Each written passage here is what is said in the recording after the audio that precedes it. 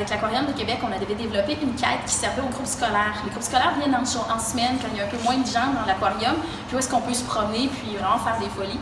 Donc, une des activités qui était prévue, c'était la chasse aux informations. Donc, on se faisait donner une mission au départ, puis il fallait la trouver. Tous les enfants, tous les groupes d'enfants, par groupe de 2 ou 3, devaient trouver quelque chose. Par exemple, un objet qui était caché dans l'aquarium, par exemple, il y en avait un, c'était ce squelette de beluga.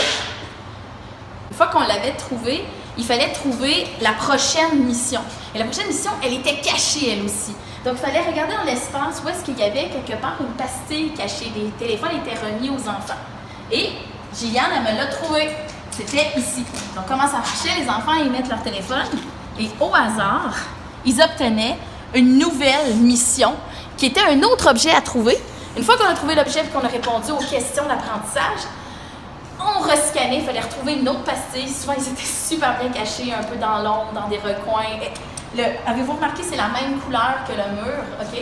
Donc, ça tenait comme une espèce de petite mission. Les enfants pouvaient vraiment se dégourdir avant de faire des activités peut-être un petit peu plus savantes, qui demandaient plus de précision, plus de concentration. Ça permettait aussi de découper les groupes en 2.